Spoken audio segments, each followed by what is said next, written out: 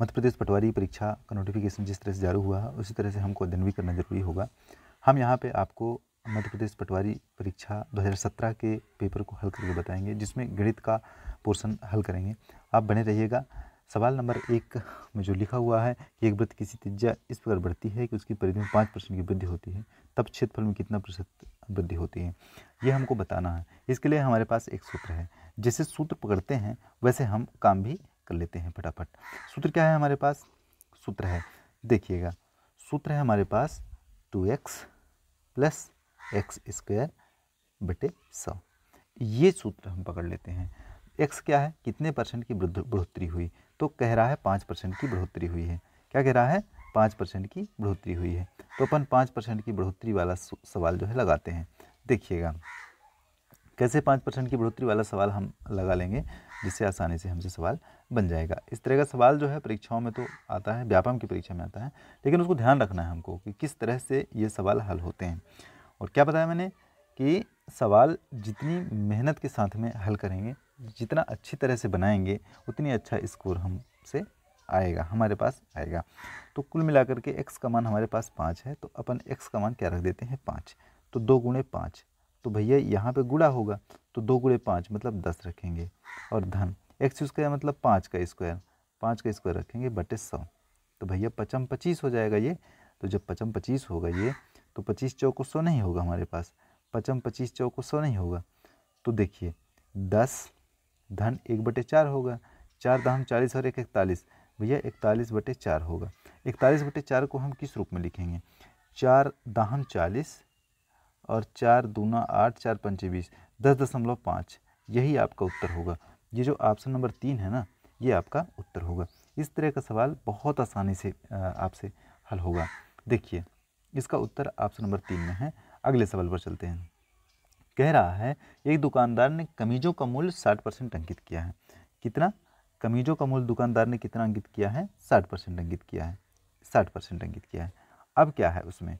जब 60% अंकित तो कर लिया, लेकिन उन्होंने इन कमीजों का 1/3 भाग इस मूल्य पर तथा अन्य 1/3 भाग अंकित मूल्य पर 20% की छूट का विक्रय किया, एवं शेष कमीजों का विक्रय उन्हीं ने अंकित मूल्य पर 50% की छूट किया। अब जब 50% का छूट किया है तो कुल लाभ या हानि प्रतिशत क्या होगी? हमको पता लगाना है कि लाभ प्रतिशत कितना है या हानि प्रतिशत कितना है। देखिए उत्तर में तो दिया है लाभ परसेंट, हमको 22.2/3% लेके आना है, लेकिन परीक्षा में तो ये नहीं रहेगा। हमको ये पता लगाना है कि कितना वास्तविक उत्तर है। तो देखिएगा एक इसके लिए एक छोटा सा नंबर लेंगे। छोटा छोटा नंबर क्या लेंगे कि उत्तर आ जाए, हमसे लगाते बन जाए। देखिए क्या कह रहा है? 1/3 यहाँ भी लिखा है और दूसरा 1/3 यहाँ पे लिखा है, और शेष एक कमीजों का विक्रय मूल्य। तो देखिए पहला तो 1/3 हो गया, तो अगर हम कोई वस्तु 9 ले लेते हैं तो इसको 3 3 और 3 के 3 भाग में बांट लेते हैं। देखिए 3 3 3 के 3 भाग में बांटेंगे, तो मतलब ये कह रहा है कि अगर वस्तु 9 है, अगर वस्तु कितना है? 9 है, तो अगर 9 वस्तु है तो 9 का क्रय मूल्य निकालेंगे 100 के मान से, तो कितना हो जाएगा भैया? 900 रुपये। ये तो क्या होगा? CP कॉस्ट प्राइस हो जाएगा। और हमें अब कितना कह रहा है? कह रहा है कि 60% अंकित किया, तो अंकित कितना होगा? अंकित कितना होगा? मैक्सिमम प्राइस कितना है हमारे पास? मैक्सिमम प्राइस होगा 160 रुपये, ठीक है ना? 160 रुपये ये अंकित कर दिया उसने। अब देखिए 160 रुपये तो अंकित कर दिया, अब कह रहा है 1/3, तो 9 का 1/3 कितना होगा? 3 होगा, 3 3 9। अब 3 को कह रहा है उन्होंने इस कमीजों का 1/3 भाग इसी मूल्य पर, मतलब किस मूल्य पर? जितना अंकित किया है, तो 16 3 48, 480 रुपये में बेच दिया। चलिए एक काम तो हो गया हमारे पास। अब दूसरा, फिर बाकी जो बचा है 3, उसको किस मूल्य पर बेच रहा है? 1/3 तथा 1/3 भाग अंकित मूल्य पर 20% की छूट पर। तो 20% छूट कितना? जितना अंकित मूल्य है। अंकित मूल्य 160 है, तो 160 का 20% छूट, तो 16 8 128, मतलब 128 से अपन गुणा करेंगे। यहाँ पे सॉरी, यहाँ पे 60 लिखना है। 128 से अपन गुणा करेंगे, तो 128 से गुणा कर दिए। जब 128 से गुणा कर दिए तो क्या होगा? 3 8 24 की 4 हासिल 2, 3 दूना 6 2 8 और 3 1 कम 384 हो गया। फिर बाकी जो बचा 3, तो 3 3 3 6 3 9, ये सबको जोड़ेंगे ना तीनों को तो क्या हो जाएगा 9 हो जाएगा। तो 1/3, 1/3 और 1/3 ये देखिएगा। अब इसको किससे गुणा करेंगे, कह रहा है 50% की छूट पर, मतलब 160 का 50% 80, तो यहाँ पे 80 से गुणा कर देंगे। जब 80 से गुणा करेंगे इसको तो हमें कितना प्राप्त होगा, 80 से गुणा करेंगे 3 8 24, 240 प्राप्त हो गया।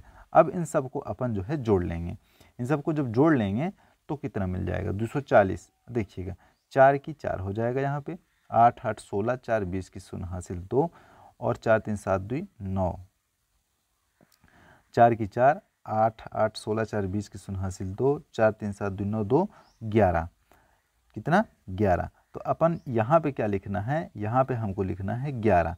तो कुल मिलाकर के क्या हो जाएगा हमारे पास 1104 रुपये। अब देखिएगा ये 1104 रुपये क्या हो गया, टोटल विक्रय हो गया। तो भैया 1104 हमारे पास विक्रय हुआ ना। अब कितना है 900, कितना है सीपी हमारे पास कितना था, सीपी हमारे पास था 900 रुपये। तो 900 रुपये हमारे पास सीपी था।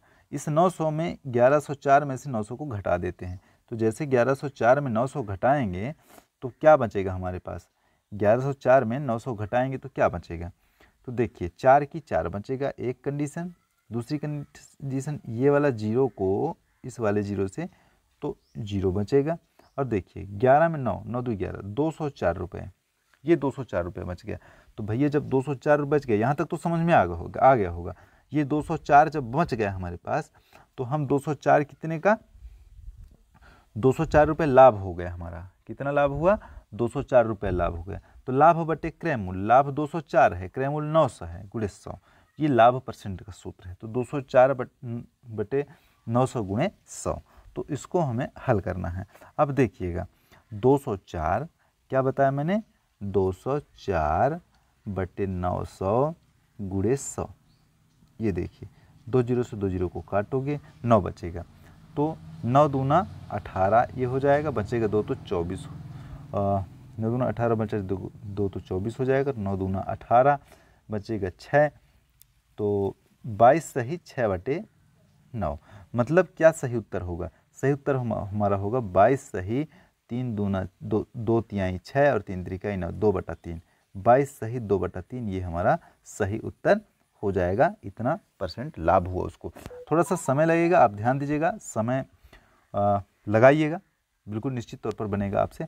आप देखिएगा अगला सवाल क्या है, 4536, यहाँ पे लिखा हुआ है 4536 बटे 49,896 को न्यूनतम पदों में क्या है इसका न्यूनतम पद। देखिए जब हम परीक्षा हाल में इसको काटेंगे कंप्यूटर में तो बड़ा दिक्कत लग जाएगा, रफ कॉपी ही खत्म हो जाएगा। दूसरी बात समय भी मारा जाएगा। तो हम क्या करेंगे, इसको सीधे ऑप्शनों से, जितने भी ऑप्शन हैं सारे ऑप्शनों से रिलेट करेंगे इसको। तो जैसे सारे ऑप्शनों से रिलेट करेंगे तो हमको एक सीधा चीज़ मिल जाएगा, क्या, इसका कनेक्शन। कैसे कनेक्शन इसका निकालना है, देखिएगा हम कनेक्शन निकाल के दिखाते हैं। ऊपर के पद का, जो ऊपर का पद है ना, ये वाला जो ऊपर का पद है, उस पद को हम एक ऐसे नंबर से निकालते हैं कि नीचे वाला पद आ जाए। तो यदि ऊपर वाला पद 4536 को अगर अपन मान लीजिए पहला वाला ऑप्शन 11, तो 11 से गुणा करते हैं क्योंकि तभी ना अनुपात होगा।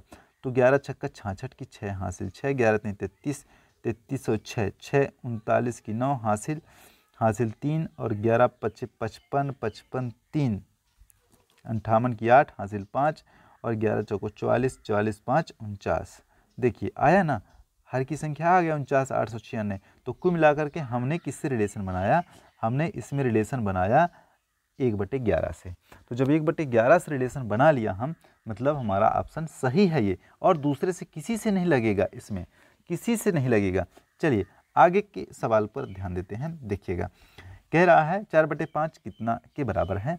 तो हम 4/5 को सीधे से भाग दे देते हैं। तो भाग न पहुँचे लब्धे शून्य, 5 8 40, तो 0.8 के बराबर है। तो ऑप्शन नंबर 3 सही है। अगले सवाल पर, अगला सवाल कितना है, अगला सवाल है 100 गुणे 0.0967 गुणे 1000 गुणे 9.67 गुणे 10 गुणे 967। देखिए 967 कितने हैं ये हमको ध्यान दे करके हल करना है। 967 1, 967 2, 967 3, लेकिन इसमें जीरो भी गिनना है। तो 100 और 1000 और 10, तो देखिए 100 का ये 2 जीरो, 1000 के 3 जीरो और 10 के 1 जीरो, 1 2 3 4 5 6 जीरो। अब देखते हैं कि ये जो 967 है इनमें 6 पूर्ण संख्याओं दशमलव के बाद कितने संख्याएं हैं। तो देखिए यहाँ पे 2 संख्या 1 और यहाँ पे 4, तो 4 दूनी 6 संख्या हो गए। मतलब ये 6 संख्याओं वाले संख्याओं से अगर इन सबको गुणा करेंगे तो पूर्ण संख्या प्राप्त हो जाएगा। ये 967 और ये 967 और ये 967 प्राप्त हो जाएगा। तो जब 967 प्राप्त हो जाएगा तो हमारा उत्तर क्या हो जाएगा, 967 3 बार प्राप्त होगा, तो 967 की घाते 3, तो 967 की घाते 3 यही वाला हमारा उत्तर सत्य होगा। चलिए आगे देखेंगे 64 घात ऋण 2/6 का मान कितना है। तब हम हल करेंगे, क्या हल करेंगे कि 64 की घातें 2/6 का मान कितना है। तो 64 को इस तरह से हल करेंगे, 64 ये जो 64 है ना, 64 को तोड़ेंगे तो 2 की घातें 6, 2 की घातें 6 का मतलब 64 होता है, और गुणे ऋण 2/6 करेंगे, 6 से 6 को कैंसिल कर दोगे, 2 की घातें 2, तो 2 दूनी 4, 2 दूनी ऋण 4, 2 दूनी 4, लेकिन ऋण 2 लगा है। अब जब ऋण 2 को हटाना है ना तो अपन क्या करेंगे, ऋण 2 को हटाने के लिए 2 की घातें 1/2 करेंगे, ठीक है ना। ठीक, अब देखिए 2 दूनी 4 मतलब क्या हो जाएगा, 2 दूनी 4, 1/4 प्राप्त हो जाएगा। तो हमारा उत्तर कौन सा है, ये देखिए बड़ी आसानी से लग रहा है ऐसे सवाल, ध्यान रखिएगा इस सवालों को, इस तरह के सवालों को। एक वर्ग के क्षेत्रफल का अनुपात उसके विकर्ण पर खींचे गए वर्ग के अनुपात क्या होगा। देखिए अब आई ना एक बात, देखिए अपन को क्या बनाना है, एक वर्ग बनाना है, ये क्या है, एक वर्ग है मान लो, ठीक है। दूसरा कंडीशन क्या है, एक दूसरा कंडीशन भी देखना है इसमें, कि जो सवाल कह रहा है कि एक वर्ग के क्षेत्रफल का अनुपात उसके विकर्ण पर खींचे वर्ग के अनुपात होता है। देखिए अब इसका विकर्ण देख लेते हैं, इसका विकर्ण देख लेते हैं क्या होगा, यहाँ से होगा इसका विकर्ण यूँ, यहाँ से यूँ, लेकिन ये इसको हमको हटाना पड़ेगा यहाँ, तब अब से समझ में आएगा। देखिए इसको हटा दो, अपन मिटा देते हैं इसको, तब समझ में आएगा अच्छी तरह से बात। इसको विकर्ण खींचते हैं, ये यहाँ से विकर्ण हो गया। अब इस पर एक वर्ग बन रहा है, ये देखिए इस पर जो वर्ग बन रहा है ये वर्ग की बात कह रहा है। एक वर्ग के क्षेत्रफल का अनुपात उसके विकर्ण पर खींचे गए वर्ग के अनुपात क्या होगा। देखिए ऑलरेडी वर्ग का विकर्ण √√2 होता है, तो देखिए इसका वर्ग कितना होगा, ये वाला जो भरा वाला भाग है इस वर्ग का क्षेत्रफल कितना होगा, √√2 का स्क्वायर हो जाएगा, क्योंकि वर्ग का भुजा गुणे भुजा होता है क्षेत्रफल, तो √2 का वर्ग कैंसिल करो बराबर 2 हो जाएगा। अब दूसरी कंडीशन, इसका तो 1 मानेंगे तब इसका √2 होगा, तो 1 गुणे 1 मतलब 1 का वर्ग मतलब 1, तो 2/1 या 1/2, तो क्या कह रहा है 1/2, 1/2 हो जाएगा, मतलब 1:2 इसका सही उत्तर होगा, 100% सत्य। इस तरह का सवाल, इसको ध्यान में रखिएगा। आगे देखिएगा, ध्यान रखिएगा ये सवालों को बहुत मुश्किल है, 0.013 का वर्ग क्या है, बहुत मुश्किल नहीं है, सॉरी बहुत मुश्किल इस तरह का सवाल नहीं है, आसानी से इस तरह के सवाल हल जाएंगे, लेकिन ध्यान रखिएगा।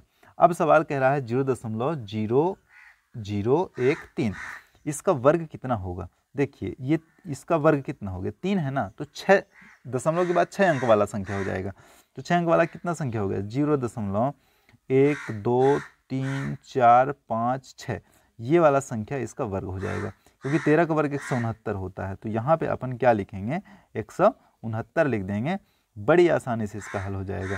क्या लिखेंगे, 169 लिख देंगे, और ये उत्तर हमारा प्राप्त हो गया। ये जिस ऑप्शन पर है वो सही है, ये सरलता से हल हो जाएगा। अगले सवाल को औसत ज्ञात करेंगे, तो औसत तो आपसे बड़ी आसानी से बनता होगा निश्चित तौर पर। ये देखिए 44 57 41 28 और 30, इन सब को जोड़ें और किससे 1 2 3 4 5 से भाग दे देते हैं, 5 से, तो इसका जोड़ 200 हो जाएगा, तो 5 चौको 20 मतलब 40 आपका उत्तर है। इस तरह के सवाल आगे देखिएगा,